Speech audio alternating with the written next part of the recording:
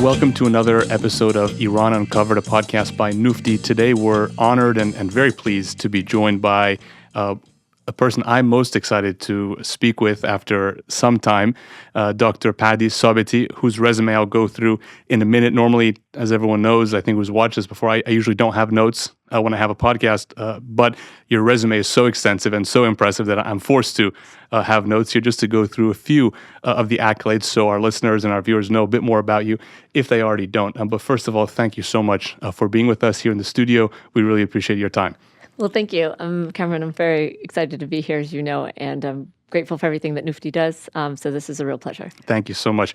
Well, for those who may not know Dr. Pardis Sabeti, which by now would be really their fault because you should know who she is. She's a computational biologist, a medical geneticist, an evolutionary geneticist. She did her undergrad at MIT, then went to Oxford as a Rhodes Scholar, and then graduated summa cum laude from the Harvard Medical School.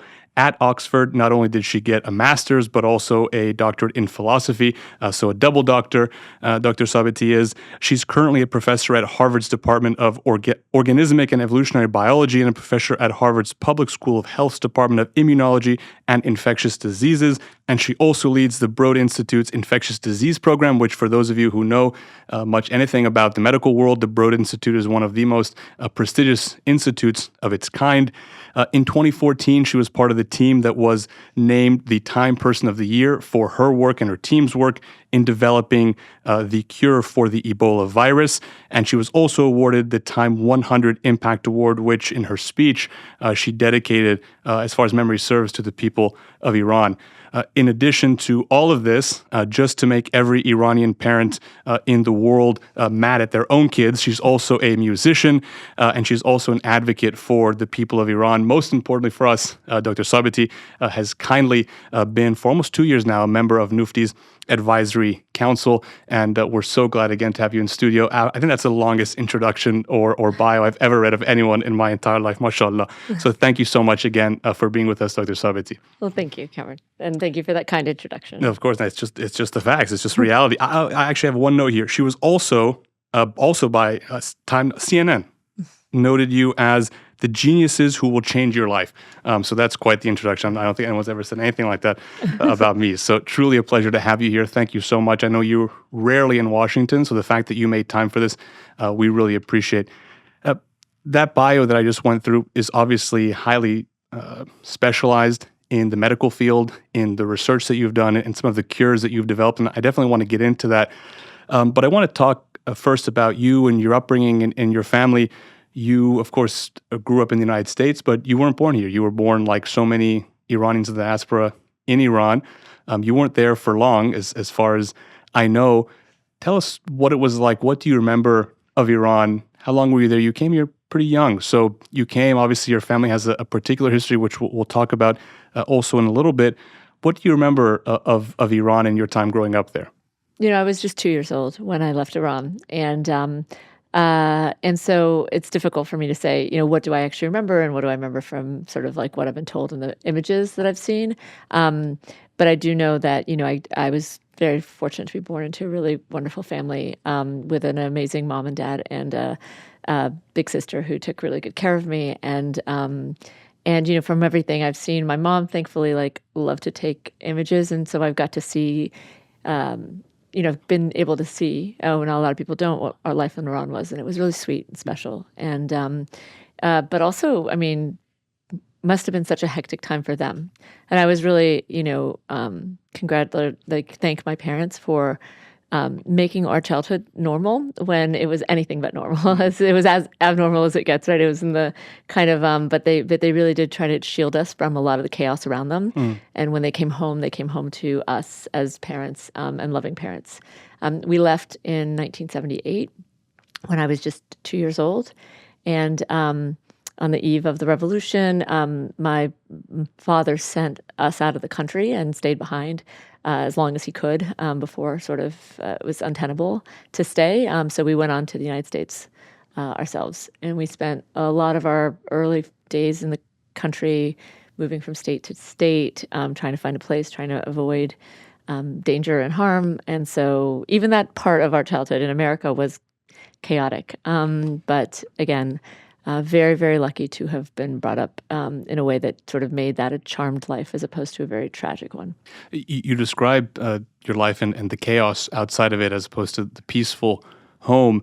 And I think for a lot of Iranians, perhaps those who left the country around the time of the revolution, whose parents were in some way involved in the government or they worked for the late Shah of Iran, that's the case. As you alluded to, in your case, it was particularly chaotic outside the home towards the end. Your father, Pardis Sabeti, recently sat down for a multi-part interview after years. I think his first interview that he's ever done. Your father served the previous government, the late Shah of Iran, as one of the leaders of Savak, which there's so much said about.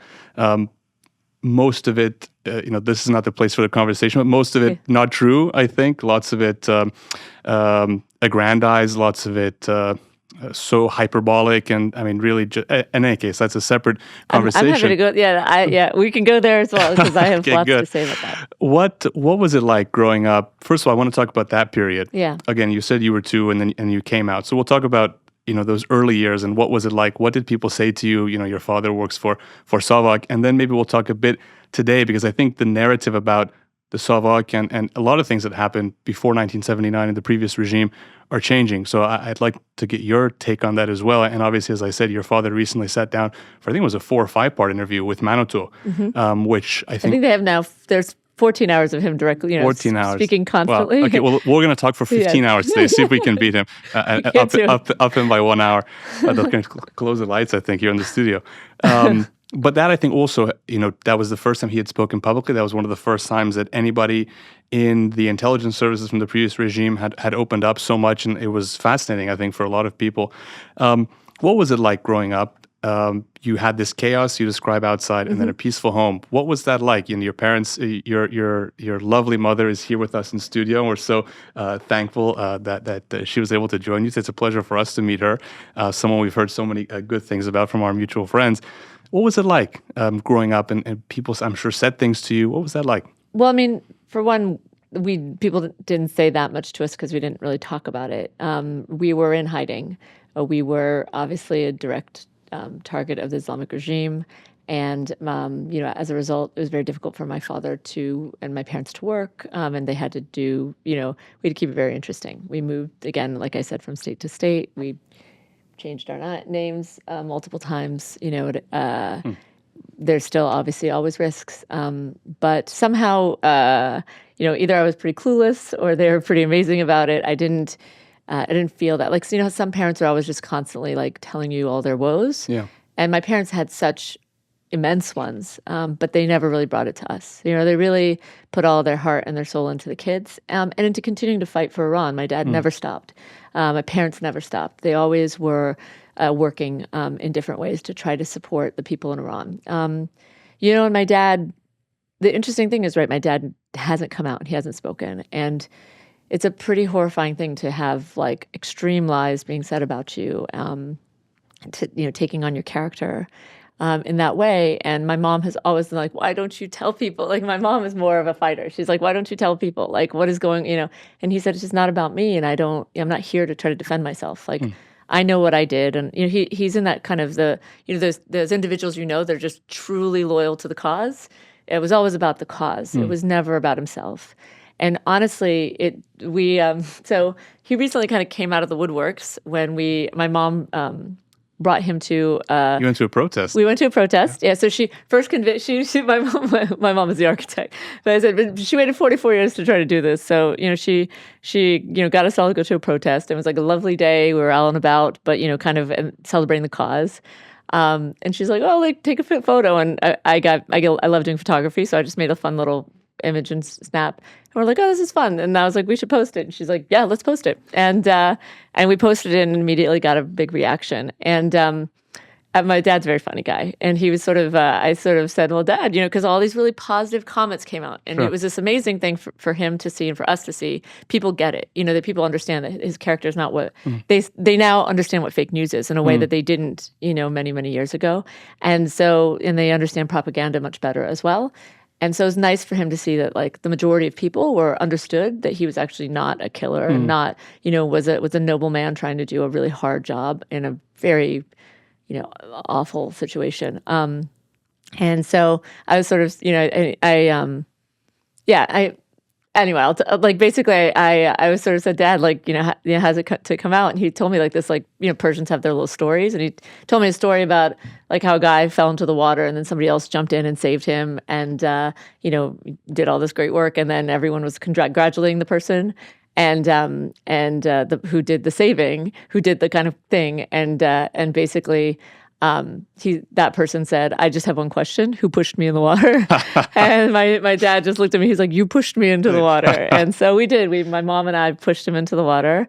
And she convinced him again. My mom is a formidable individual and with a real passion to help the people in Iran. And she said, but she understands who he is, and she understands that he does not want to put himself out there, and that's not his thing. But ultimately, she convinced him that this is not for you. It's not about you. It's about the people in Iran, and they need to hear from you what it is they experienced. And I have to say, I know a lot of the history because I know my dad, but I was riveted by the documentary, and Manitou did a terrific job.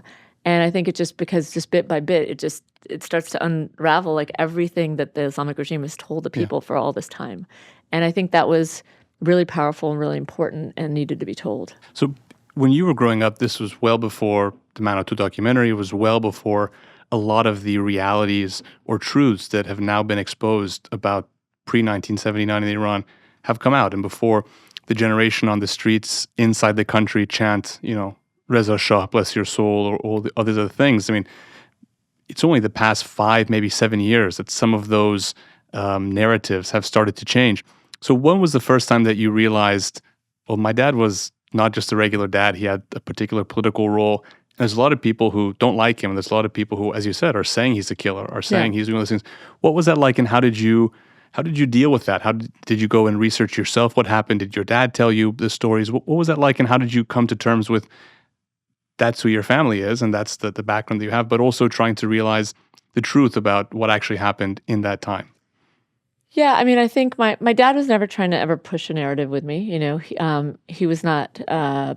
He's a very straightforward guy. Frankly, he even told me the things that they had to do. Like he's very funny because he always wants to tell you everything. I've never seen him to be anything but a really straightforward person, and so we always understood the job he had, the complications of it, but we also understood the incredible lies and the propaganda.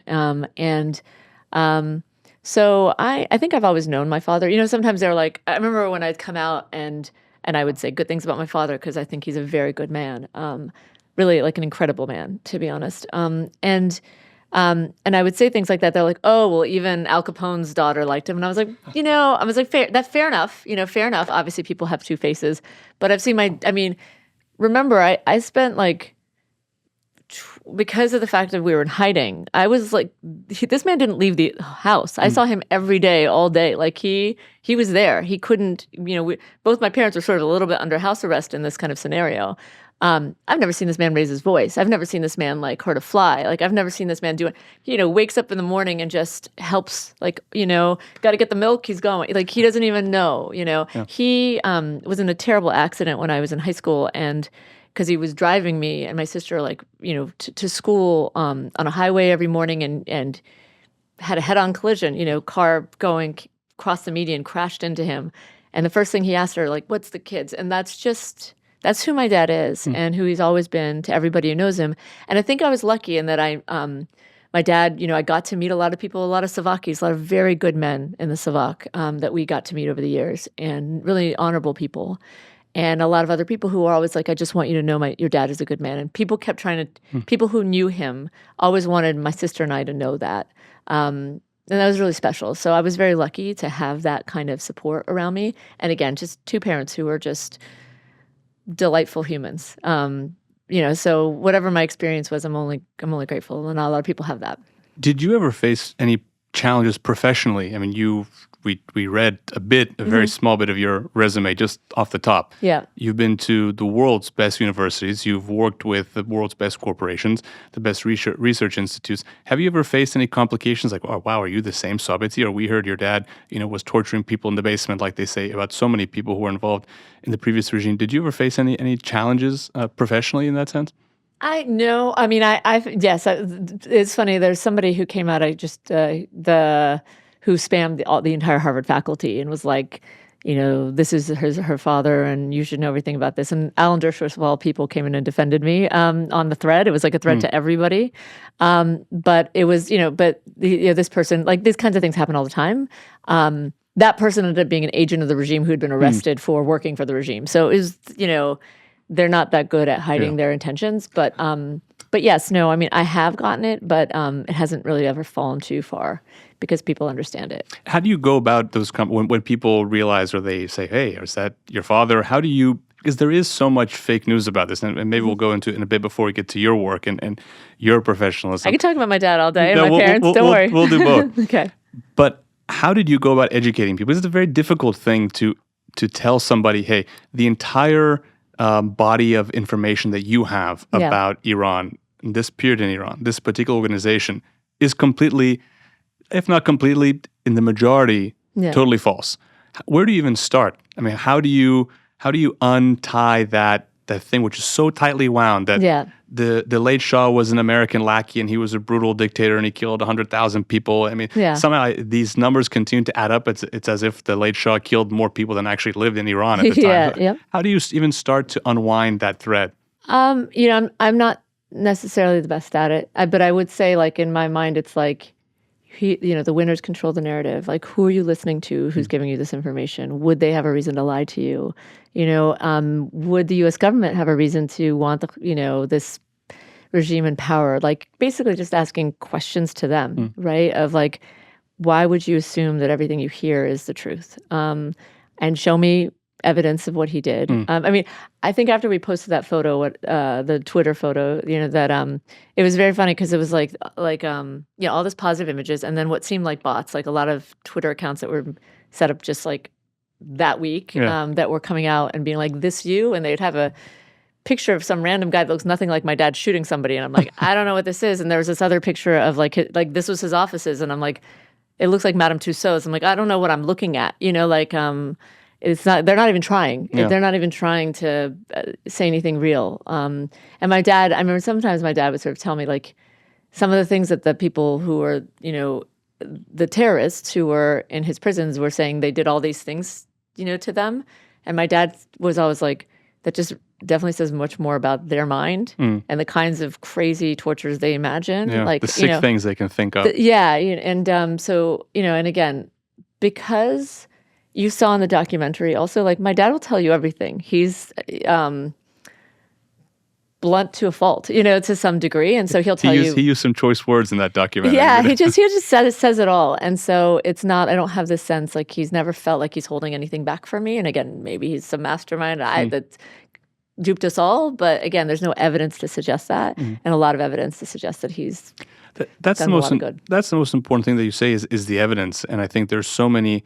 Well, first of all, we should be honest, and I'm sure that you have had this conversation, and your father did in the documentary, as far as I recall, and any honest person will.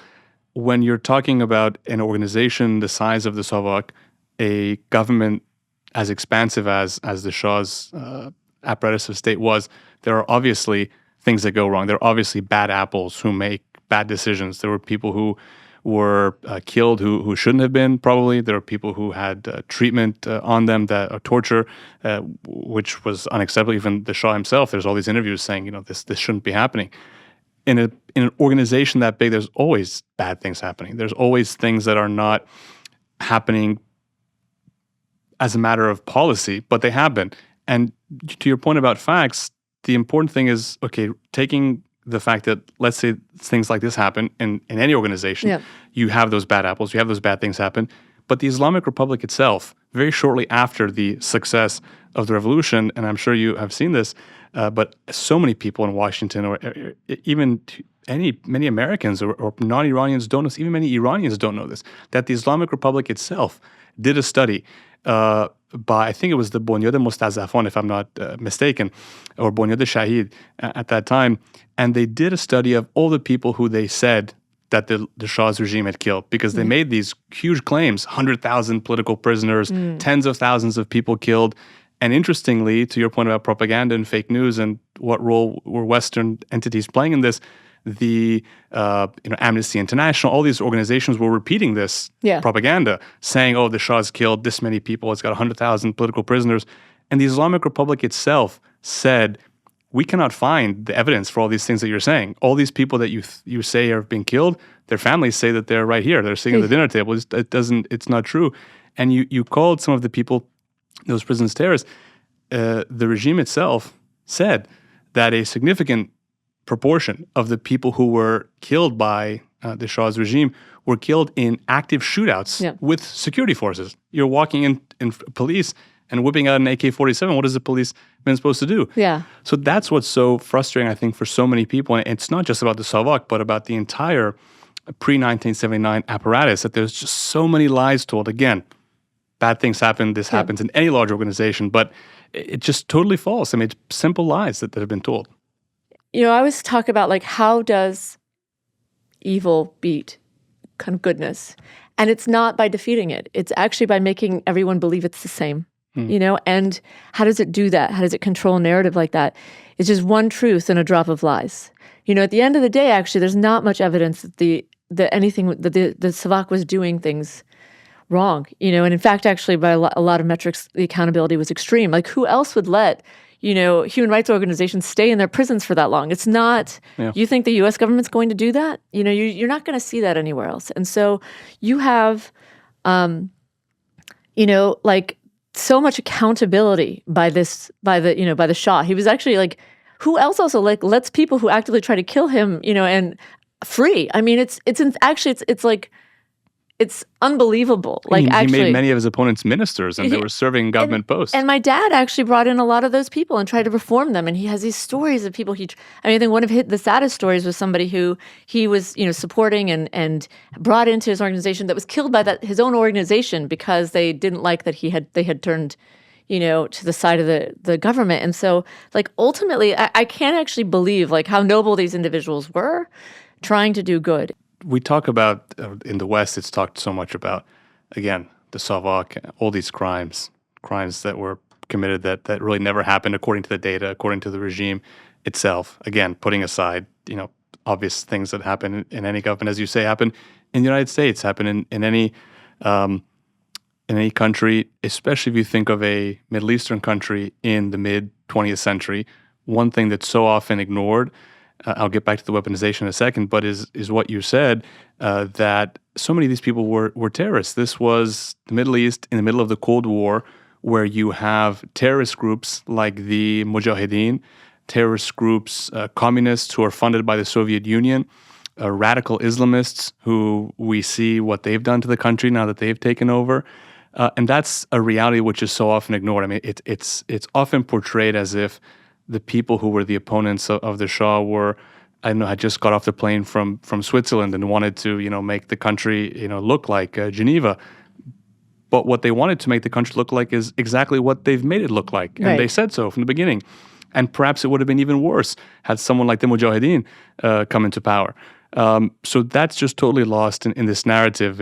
We say it's almost described as if everyone who was in a prison who was a dissident writer or a songwriter, no, that's what's happening now. The people who were in prison were, not all, but to a great extent, engaging in armed struggle with the government, trying to assassinate, and in many cases successfully assassinating senior ministers, prime ministers. I'm sure trying to assassinate your father, trying to assassinate the late Shah several times, the crown prince, the empress. I mean, these were not dissident intellectuals to a great extent. They were simply terrorists. They were armed, guerrillas. And that's what's so interesting to be lost in the narrative, because when I compare that to people who, and I'm sure as a musician you can appreciate this, somebody like Tumaj Salehi, who the regime was about to execute and now still has in prison.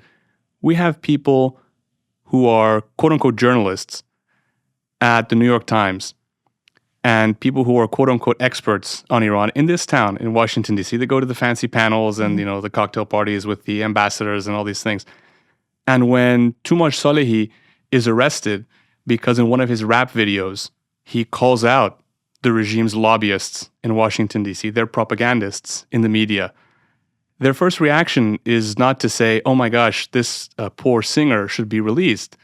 What they say is, this guy is saying death threats to us. Tumash Salehi is threatening to kill us. That's their reaction. So we have, in one hand, pre-1979, these people who are actually guerrillas, actually terrorists to a great extent, being lionized as if they were peaceful revolutionaries looking to make Iran Scandinavia. And here we have a peaceful, very talented, remarkably talented rapper. My mom's favorite artist, so she's a big fan. Yeah, this guy's calling us or having death threats. Yeah. I mean, how is this you've lived it personally. How has this propaganda gone on for 45 years? How is this possible? Almost 50 years. I mean, the fix is in. It's always been in, right? I think that's the thing, which is that we come to realize is that, I love my country. I'm grateful for my country, but it does a lot of, by my country being the United States, what my kind of adopted homeland. But the things it does, and that's, I would say about, that government as well, is that we have to be able to say, this is, that, they put themselves first. I think for me, I've always been I don't have a problem with America putting itself first, right? In the sense of yes, countries put themselves first, Sure. They put their citizens first. I have a problem with it saying that it's out defending human rights around the world. It's disgusting. That part, I think, is disgusting. You know what I mean? Because it's if you're selfish and greedy and want things for your people and you want cheap oil and you want all those things, that's fine. That's the game. But when you sort of say we're doing this for human rights, it's okay, now stop. That is the thing. And that's, I said, what hurts my heart, right? Is that they came in, they didn't seem to have a problem with Iran before, the Shah raised OPEC prices, and then suddenly, they want in, and everybody's business, and they need to be there all the time. And so I'm not even saying, I actually have a lot of friends in this administration even, and I can't I'm so tell. sorry. Yeah, I can't even. Well, and I said some good people, and some of them, and at the end of the day, I'm although either you are morally corrupt or you are duped by people who are morally corrupt, or surround yourself with the wrong people because you're getting the wrong information. I don't know, I don't know, but it's, to me, that part, yeah. It's so interesting you say that, because I think that's a sentiment that I think a lot of people have, and I think a lot of Iranians have that sentiment, and they, again, Nufti is a nonpartisan organization, but they view that towards one particular political party, and generally that's how they view the Democratic Party in this country. We'll put the Republicans aside for a second, because you have the experience of Jimmy Carter and then Barack Obama, who threw the regime a huge lifeline. When people were on the streets of Iran, as you recall, you put out songs in support of the Iranian people at that time. We'll come to that in a second. And they said, Obama, Obama, ya Obama, ya Obama. Obama, are you with us or are you with them? Yeah. And Obama's response was very clearly, I'm with the Islamic Republic, I'm not with you. And then we have the Biden administration releasing billions of dollars to this regime. And it frustrates people so much because, as you say, these are the same people. Jimmy Carter prided himself on, I'm going to make foreign policy the center of my, human rights the center of my foreign policy. Really? Yeah. And you bring, or you allow, or you facilitate, or in some way support Ruhollah Khomeini coming to power, making women second-class citizens, bringing in stonings, going back to the Stone Age, really? That's human rights? Or the Obama administration? Oh, we're going to, have a great relationship with the Islamic world. How about the people of Iran, whose back who you turned your back on so quickly? That hypocrisy really frustrates people. But there are good people indeed. In the last administration on the Iran team, we'll put President Trump aside and the presidential politics that we're in right now. Yeah. But there's so many good people who do care. And you have people, Brian Hook, and we can go down the list, Victoria Coates and Len Khodorkovsky and Rob Groom, and so many people. And the sad thing is it's rare to find people like that. I can name for you 5 or 6 people who really care about the United States, and they also care about the people of Iran. They did so much work when they're in the administration, but it's difficult to find people beyond those 6 or 7. And that hypocrisy that you allude to really frustrates people because they make a big show about, we stand for human rights and this, or, we stand for LGBT rights and this. Do you know what they do to members of the LGBT community in Iran? We stand for women's rights. How about Iranian women? We care about the environment. How about the Iranian environment? Anyways, we'll go down a rabbit hole here, but it was. I appreciate your frustration because we share it here. Yeah, and I said, I will say also to defend the Democratic Party, I think that I'm actually an independent. I've come to realize the two-party system just doesn't work. I look for good people with good ideology. I serve the people, not any political system. And I think that there are a lot of things that the Democratic Party has done for domestic policy that's really important. I think we should ban the Second Amendment. I don't think we should have guns in schools. I think women's rights are much more preserved in a democratic government. I constantly can't understand what the administration does in its foreign policy, and that's the part where I'm like, are you guys? Because Jimmy Carter seems like a good man. Was he just confused by people who knew how to play him? Was he? That's the part I can't get at. But at the end of the day, even your ignorance is problematic. Yeah. And like you said, the issue I have is when they don't say anything about what's going on right now, but had something to say about every single thing going on in the prisons at that time. And so at the end of the day, everyone kind of now knows the game in a way that we didn't really, decades ago. And so the question is, how do we get from here to there? How do we get to a better place with good people, with solid information? And that's where I just look at the core of a person, and I just try to understand, are you trying to do good in this world? And I try to find those people and stay with them. Well, I mean, the good thing about all of this, that was a lot of negativity we just went through because we have to put it out there. But it's been remarkable for me in the past 2 years, roughly, particularly since Mahsa Amini was murdered, to see so many Iranians come forward and say, look, the narratives that they've been saying about our country, our history, reality are simply not true. And there's such an awakening. And I'm sure that in the response to that photo that you tweeted, maybe 5 or 6 years ago, you might not have anticipated such a reaction. But to see, and I think it's all led by Iranians inside the country who are really awakening to their history, to the realities of what happened before. Again, not that era was perfect, but I think it's a simple juxtaposition that one does of on what path was Iran before 1979 and what path has it been on for the past 45 years. So there's been such a remarkable, again, awakening, I think, of young Iranians, which hopefully, I think, vindicates a lot of people who served in the previous regime, people like your father, and families like yours, and so many Iranian families who had to suffer with these insults and simply lies and propaganda being shared about them. And you certainly, I think, not only coped with all of that, but you thrived. Again, I shared a bit of your background, but I want to talk a bit more about you and the work that you've been doing. I mean, MIT, Oxford, Harvard, not bad schools. What was it like? Why did you choose this career path? I mean, you have this political background here, and you go into something so entirely, I can't think of anything more opposite than that. The type of biology and genetics that I read, I don't even know what half of those things mean. How did you find yourself in a field like this? Why did you choose something like this? And I want to come to a few more things that you're doing now, which loop back to Iran, but this is so non-Iran related. How did you get into all this, and what drove your interest?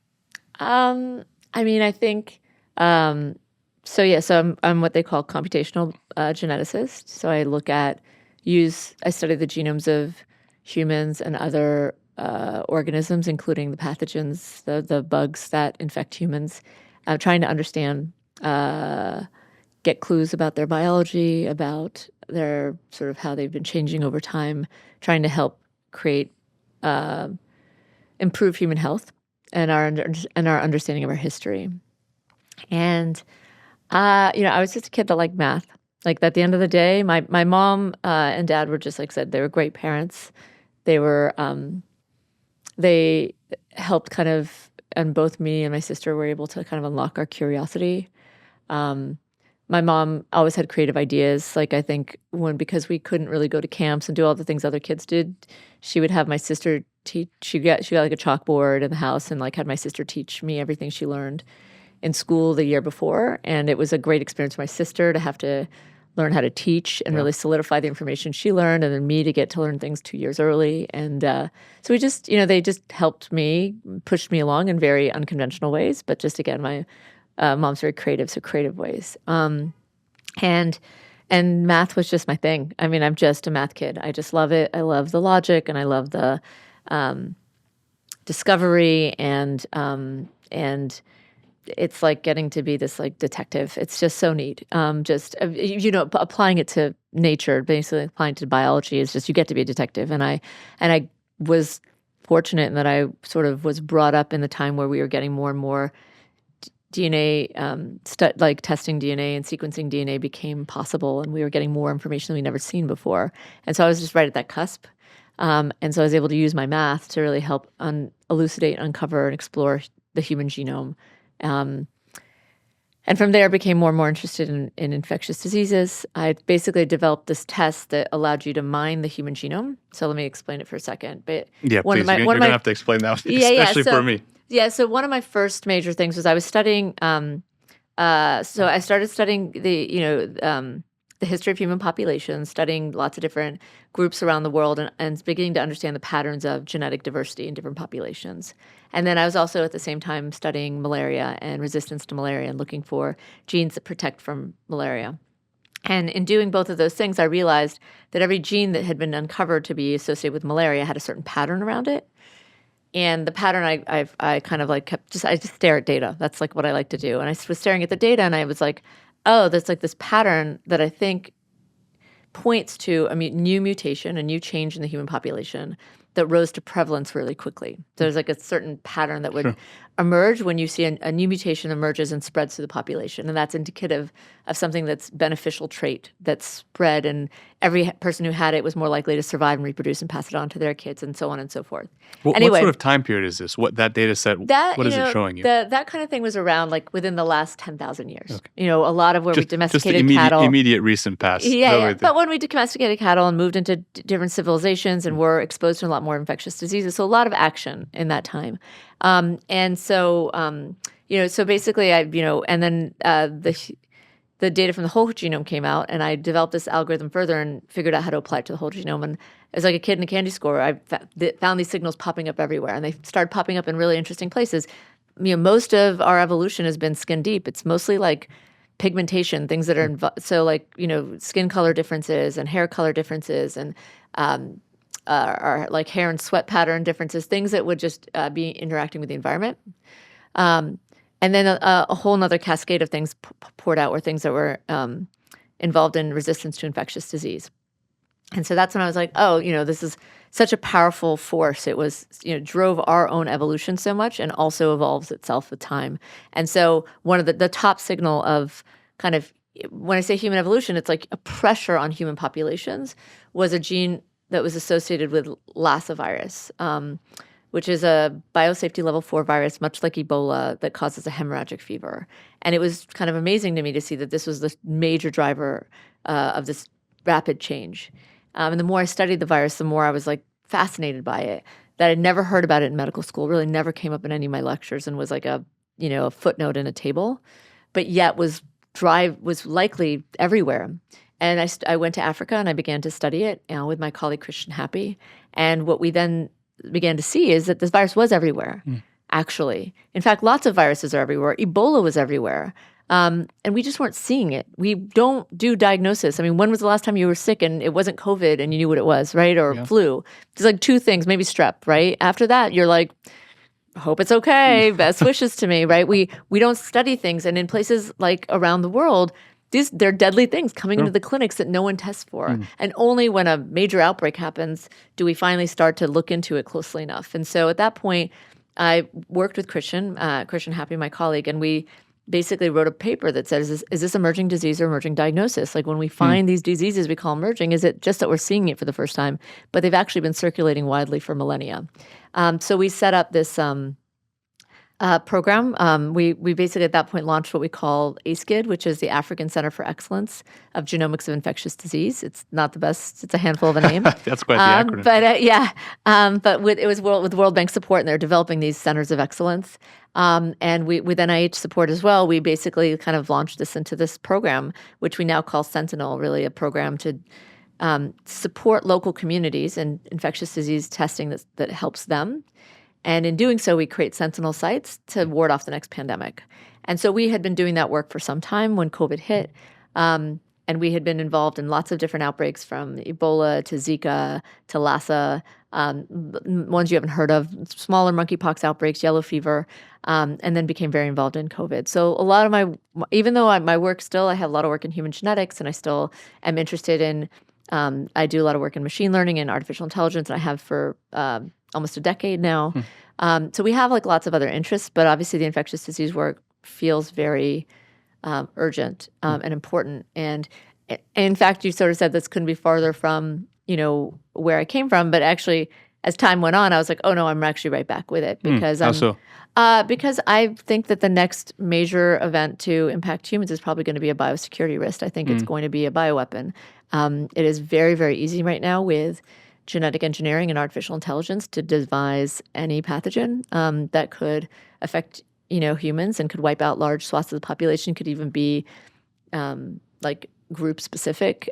It's quite, Wow, that's hard. And you can pick a target audience, if you will, for these bioweapons. You can, yeah. And in fact, there's actually the whole, it's people sort of say, oh, that's why we should shut down work in virology because that's bad. I'm like, no. This is actually, there's work coming out of the Human Genome Project that there's work that shows if you know every human gene and how it changes the immune system, you can put any one of those genes into a virus so easily and have it take out, and override the immune system. There's a paper actually published in 2001 where someone took interleukin-4, which is an immune gene in mice, placed it into mousepox virus and overrode genetic resistance and vaccines. Wow. Completely wiped out your ability to respond, would make all vaccines ineffective.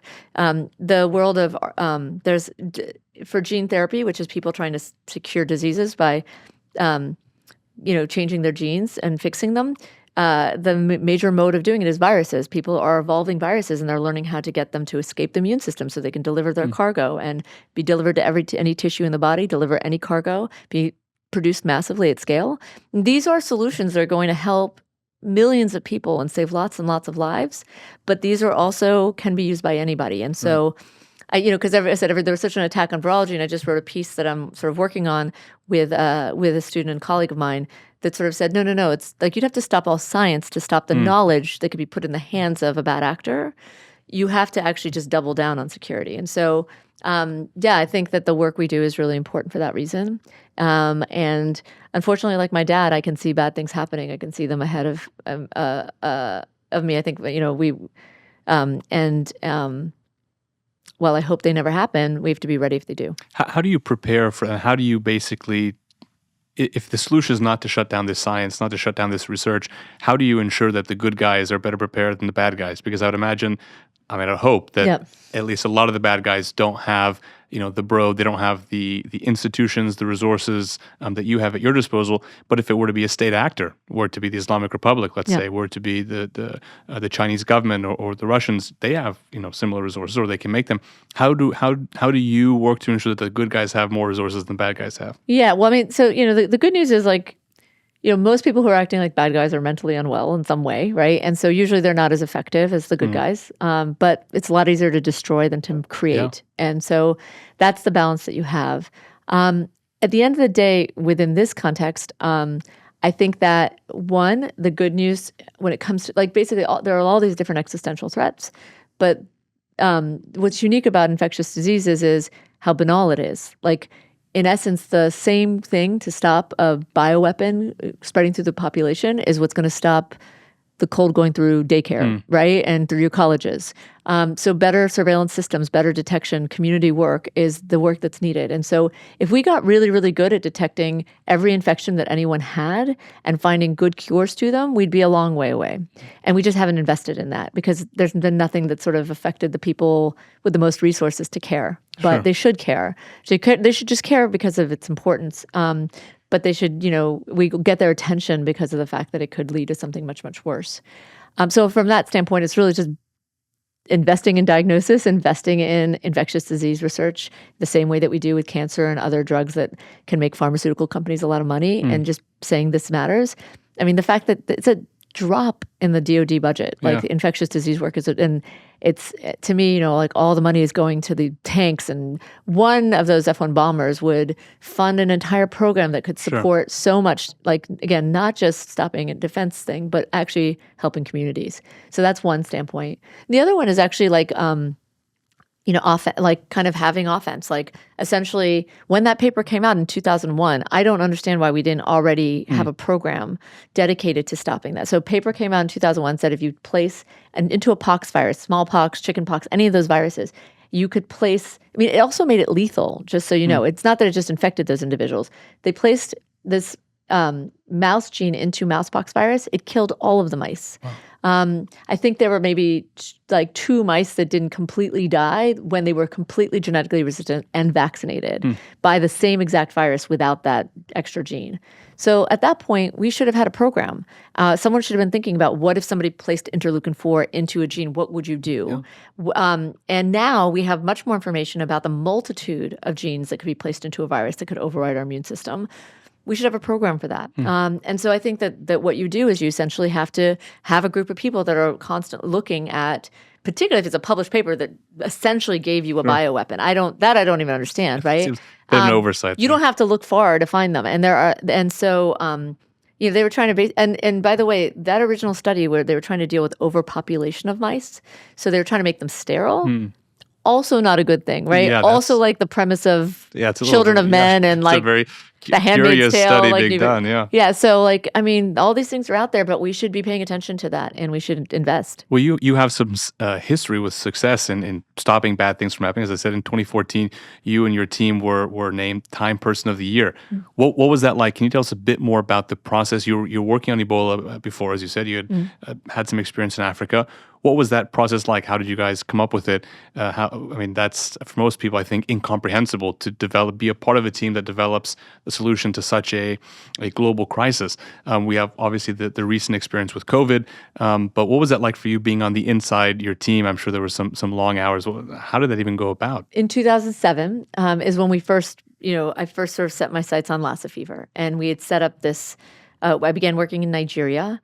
And then in Sierra Leone, studying Lassa fever, working with colleagues from Tulane University and the local universities, Redeemers University in Nigeria, Kenema Government Hospital in Sierra Leone, and we were starting to understand how widespread Lassa fever was.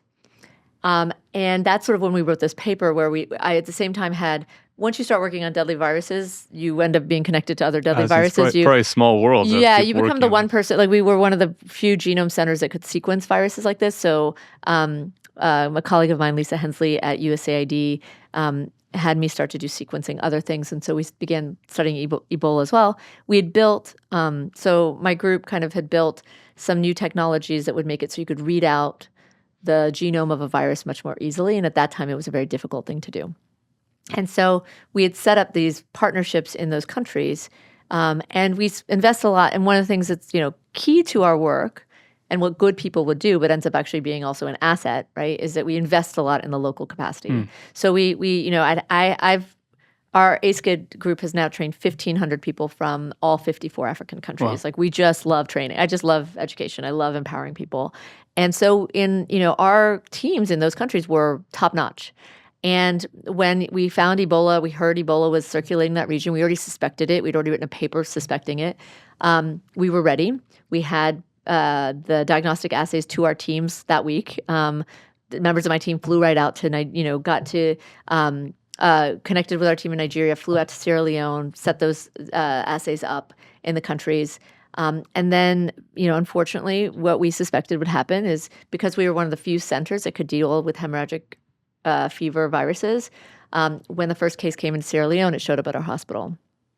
And unfortunately, it came in, by the time it came to Sierra Leone, what we now know and what we were one of the first to uncover was the virus changed. It had mutated. So at that point, and it was spreading like wildfire. It changed and became more infective, as we saw in COVID-19. And so when it came to Sierra Leone, it spread like a wildfire. And before we knew it, we had 31 and then 83 and then just an escalating number of cases.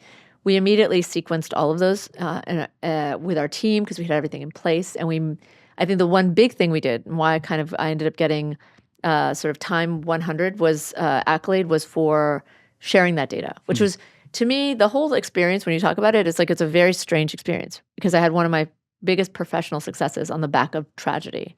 And it was my team. I'm really grateful that when you talked about it, you talked about my team. And it was my team. We did that. and I was representing them.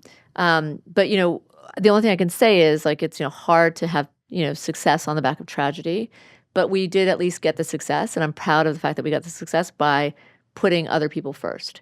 Whereas in the publication world at the time, everyone basically was racing to publish, and everyone still is. Now they have better ways of doing it faster.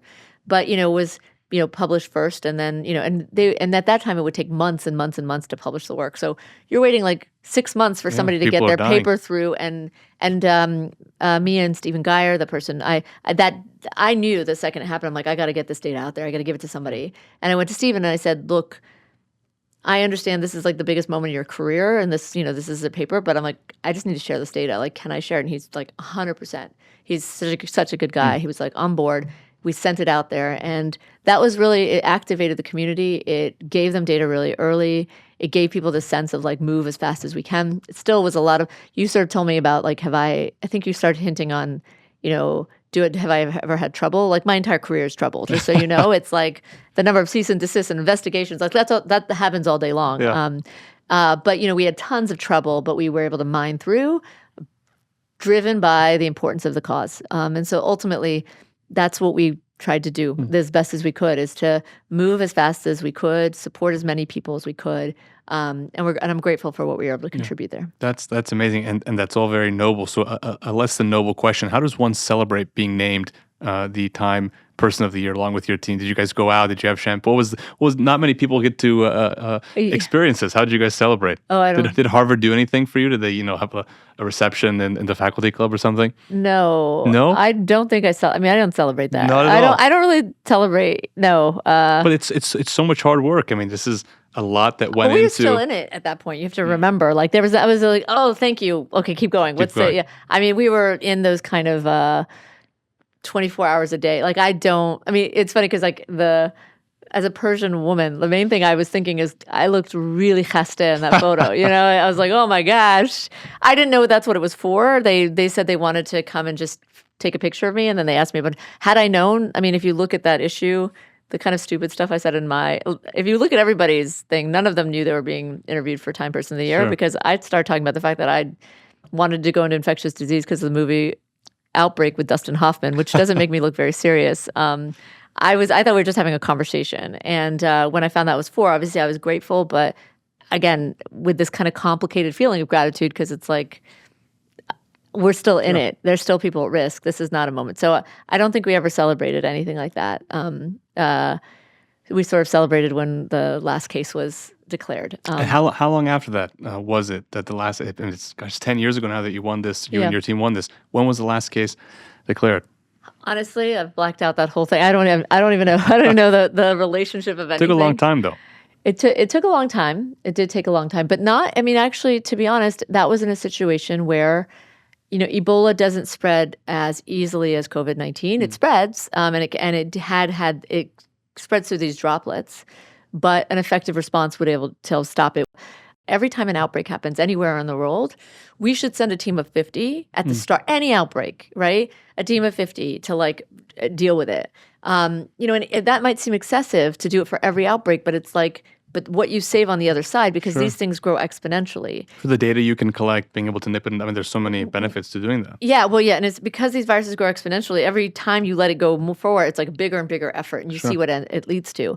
And so I basically was explaining how we should go about doing these, and you also need a team. You need a military team with military precision, and you need to train. I think most warfighters should be trained in basic nursing and health and diagnostics, because they'd have skills after they leave the military, and next event might be a bioterror event, so they should be prepared. And then you need to bring a team of people around them to constantly support them, because they're that brings them food, plays music, makes it a place of joy. So I have a whole thing, as you know, I'm out there, but I was like, you need to have military precision and Disney kind of theatrics and support to create an environment in which people want to be diagnosed, taken care of, and we don't do that. We don't think about it. That is kind of out there, but I can see why you made a good op-ed. I'm sure that got a lot of people interested. I want to circle back. You've been very generous with your time. I want to circle back to Iran here at the end, because you talked a lot about the work that you've done in Africa, the centers you set up there, not only to support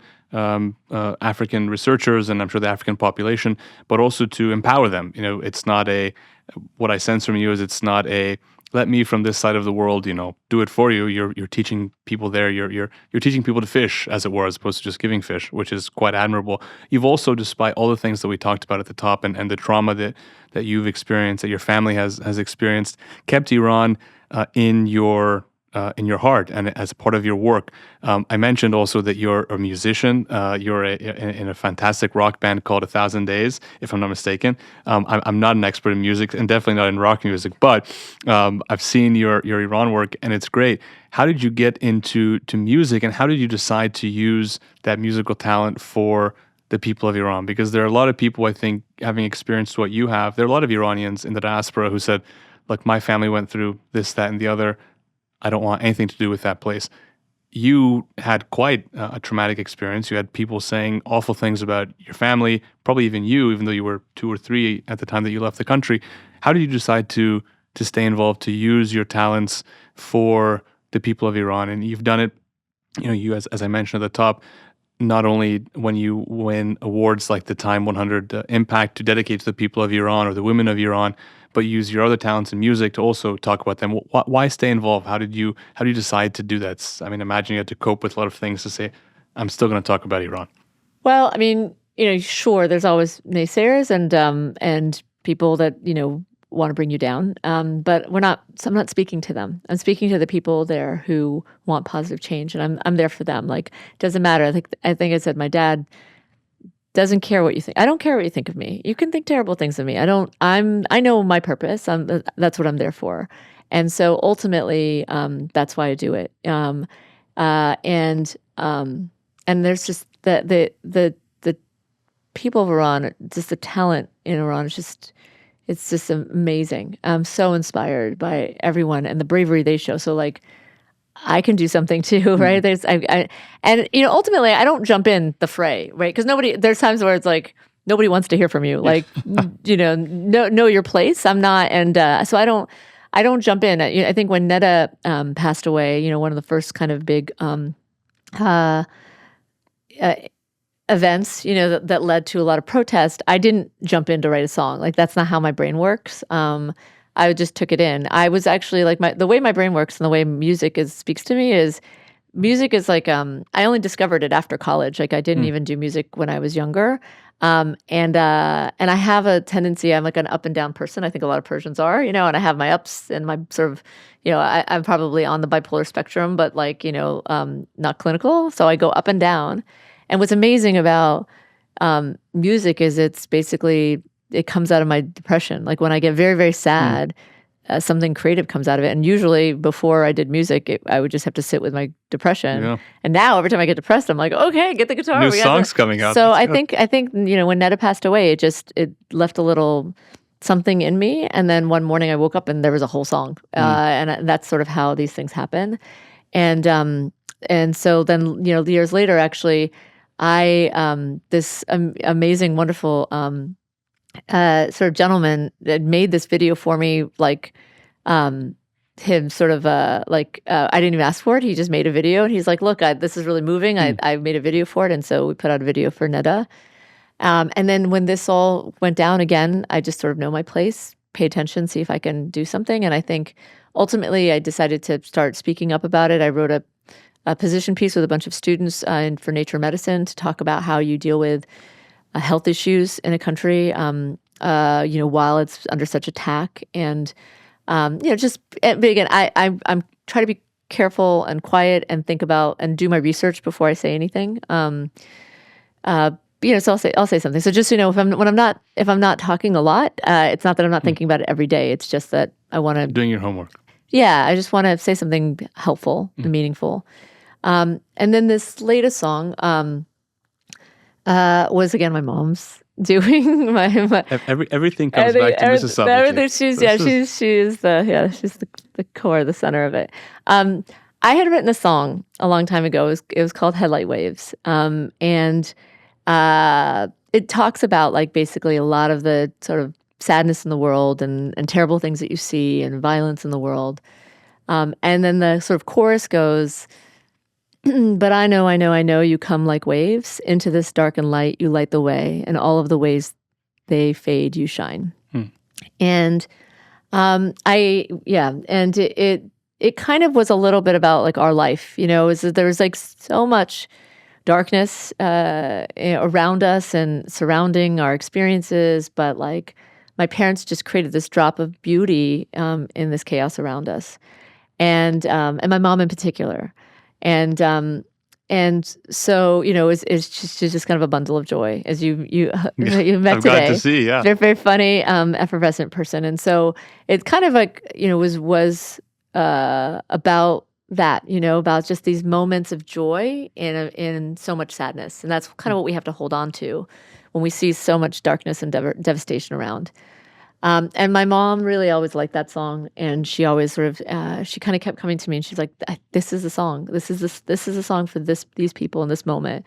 And she is persistent, and she kept saying it, and kept saying it. And I'm like, oh, I don't, I didn't write it for this moment. That's not what it was, And finally, I was like, okay, let me take a look. And I realized, actually, I think, sometimes you don't know why you write a song. And I think I did write the song for this moment, and I did write the song for these people. And when we kind of put together a lot of the video imagery of it and kind of put all of our favorite individuals, Nika and Tumaj and Sharvin and all of these individuals, like amazing individuals who've fought, and many of whom who've lost their lives in the fight. Kian Parfalak and his sweet little dance, like so much. When the song kind of came together, I think Timaz here said it, and I'm grateful to what you said, which is this idea that it was kind of brings together hope, sort of this heartbreak, hope and resilience, and that's not me, that's the people. And if I can be a voice for that, then that's one of the greatest things that you can do. So I think that ultimately was what motivated all this, and why I'm excited to get it into the world. Well, thank you again for doing that, and we're so excited for it to come out soon, and we'll definitely share it with everyone who listens to the podcast and beyond. And I want to ask you one last question here at the end, if I can, Dr. Sabeti. I recall in my time in Boston, you had a lot of Iranian students who worked with you. Some of my very close friends had the opportunity to work, in your lab, and that's how I first came to know you, because they spoke so highly of this Dr. Sabeti. I said, who is this person? I have to, know. And then you came to our Nowruz, our gal that we had there, and it's just been such a pleasure to know you. And I think one of the things that I appreciate is how you try to bring Iranian students, Iranian Americans, under your wing, and that's been awesome. So I want to take that, and also the work that you've done in Africa. Do you see in the future, let's say the Islamic Republic is gone, which is what everyone's working towards. Iran is free. That's true. Iran is free, democratic, secular. People can go back to just living their lives. Would you consider doing work in Iran and bringing some of this amazing talent and skills and background that you have? What would you like to do in Iran, if so? Not if, but when that happens? Absolutely. I would love that. I would be so much fun. And yes, I've been blessed with having just incredible amounts of talented Iranians. I don't find them; they find me, and one is more brilliant than the other, as you would expect. And I'm grateful. I'm grateful for all they've contributed to the work in my group and to my life. And I get some. I just want for every Persian, Iranian out there who contacted me and who I haven't been able to have deep communications with. I'm so grateful. It's very difficult, to keep up, but I hear you. I read all the messages, and there's this extraordinary talent there that's being stifled right now, and I would love to unlock that. And I think it'll be easy. As soon as we get the oppressive government out of their way, they're going to do so much. They've been waiting 45 years for it. Yeah.